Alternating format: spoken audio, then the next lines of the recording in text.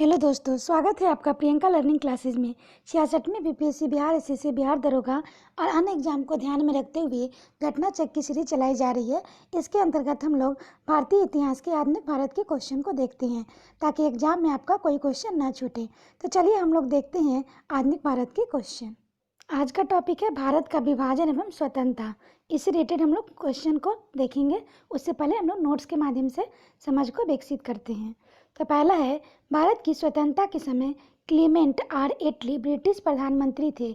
उनका कार्यकाल वर्ष 1945 से 1951 था। इस दौरान ब्रिटेन में लेबर पार्टी सत्ता में थी।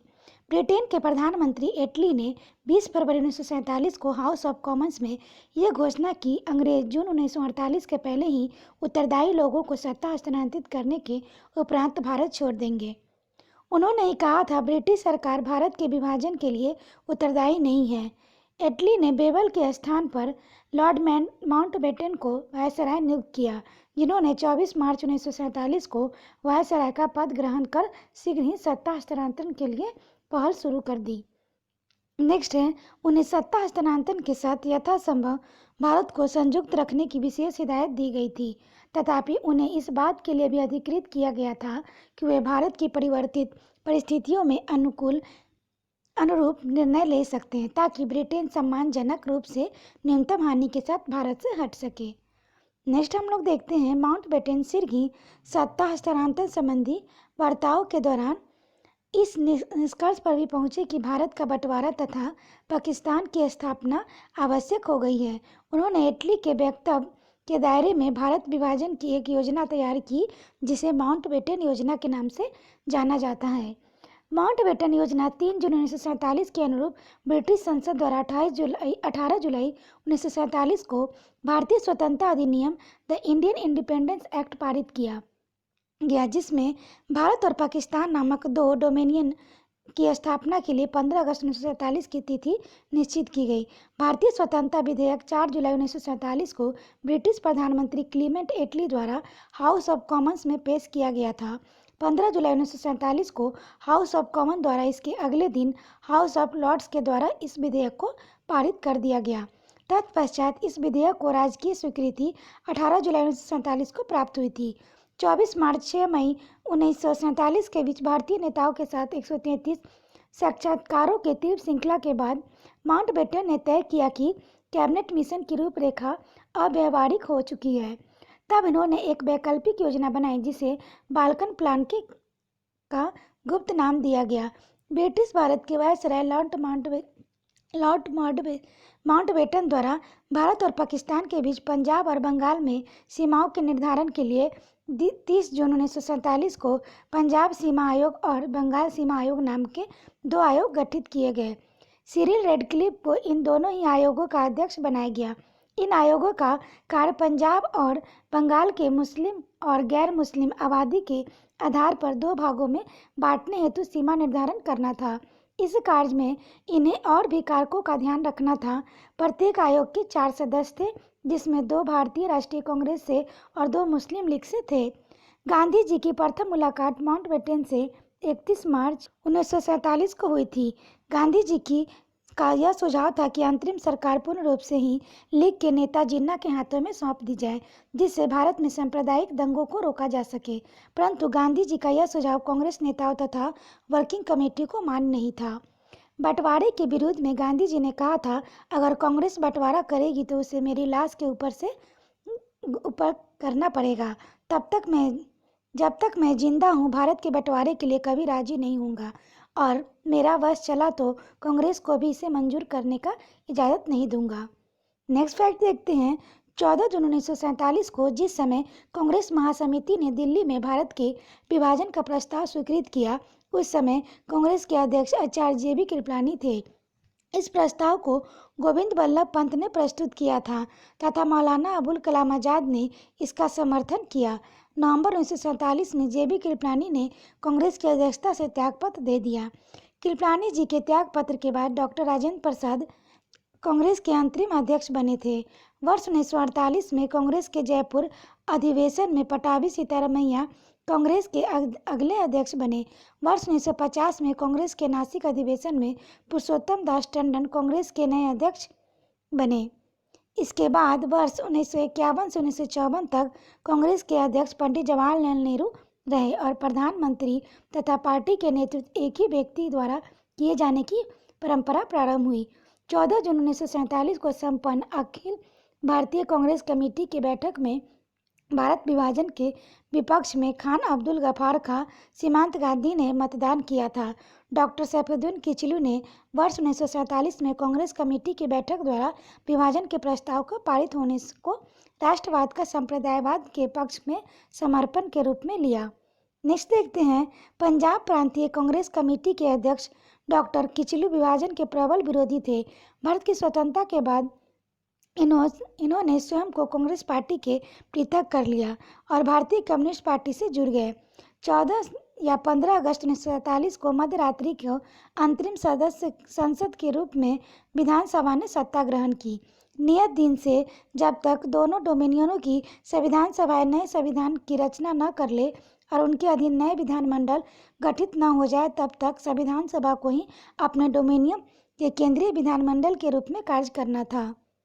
नेक्स्ट हम लोग देखते हैं, 14 अगस्त की मध्यरात्रि को भारतीय संघ की संविधान सभा में बैठक हुई।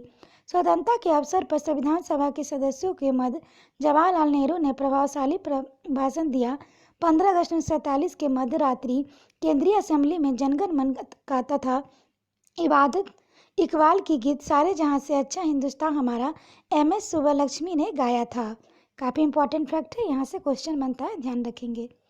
पहले अवसर पर पंडित जवाहरलाल नेहरू की भारत के प्रधानमंत्री पद की नियुक्ति तत्कालीन गवर्नर जनरल लॉर्ड माउंटबेटन ने की थी।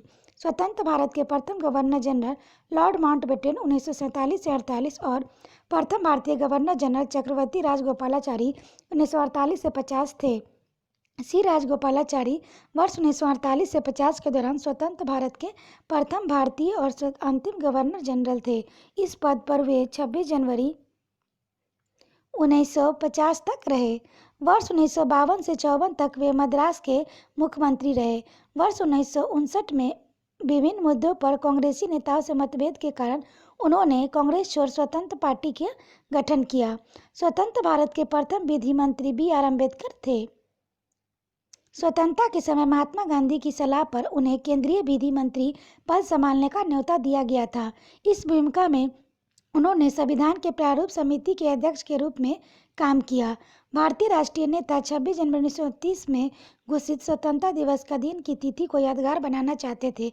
इसी कारण नवंबर 1949 में ही संविधान के तैयार हो जाने के बाद भी इसे 26 जनवरी 1950 को पूर्णतः लागू करने का निर्णय लिया गया तथा 26 जनवरी को गणतंत्र दिवस के रूप में घोषित किया गया। R. कोपलैंड ने स्पष्ट शब्दों में लिखा था, भारतीय राष्ट्रवाद को तो अंग्रेजी राज की ही संतति थी। परंतु कोपलैंड महोदय यह कहना भूल गए कि भारतीय राष्ट्रवाद एक अनैच्छिक संतति थी, जिसे इन्होंने जन्म के समय दूध पिलाने से इनकार कर दिया और फिर उसका गला घोटने का प्रयत्न किया। ब्रिटिश राज में भारत के एकीकरण पर KM पनिक्कर ने कहा था, ब्रिटिश शासन के सबसे अधिक महत्वपूर्ण उपलब्धि भारत का एकीकरण था। अब इससे रिलेटेड हम लोग क्वेश्चन देखते हैं। पहला क्वेश्चन है, जब भारत को स्वतंत्रता प्राप्त हुई थी तो यूके में निम्न में से किस एक पार्टी की सत्ता थी? तो लेबर पार्टी। इसकी व्याख्या देखें। भारत की स्वतंत्रता के समय क्लीमेंट R. एटली ब्रिटिश प्रधानमंत्री थे। उनका कार्यकाल वर्ष 1945 से 1951 था। इस दौरान ब्रिटेन में लेबर पार्टी सत्ता में थी। नेक्स्ट है, भारत के स्वतंत्र होते समय इंग्लैंड के प्रधानमंत्री कौन था? तो क्लीमेंट एटली था। काफ़ी इंपॉर्टेंट क्वेश्चन एग्जाम में आता है, ध्यान रखेंगे। नेक्स्ट है, ब्रिटिश सरकार ने जून 1948 तक भारत छोड़ने की घोषणा की थी, तो फरवरी 1947 में। नेक्स्ट है, लॉर्ड माउंटबेटन वायसराय के रूप में भारत आए तो यथासंभव भारत को संयुक्त रखने की विशेष हिदायत के साथ। नेक्स्ट है, कौन सी योजना भारतीय स्वतंत्रता के आधार पर बनी? तो माउंटबेटन योजना।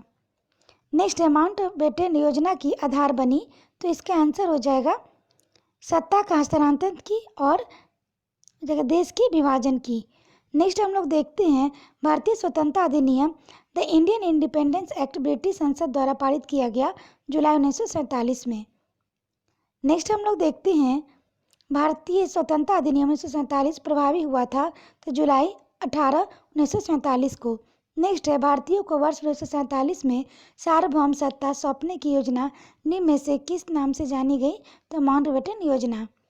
नेक्स्ट है भारत के विभाजन के संबंधित माउंटबेटन योजना की सरकारी तौर पर घोषणा कब हुई थी?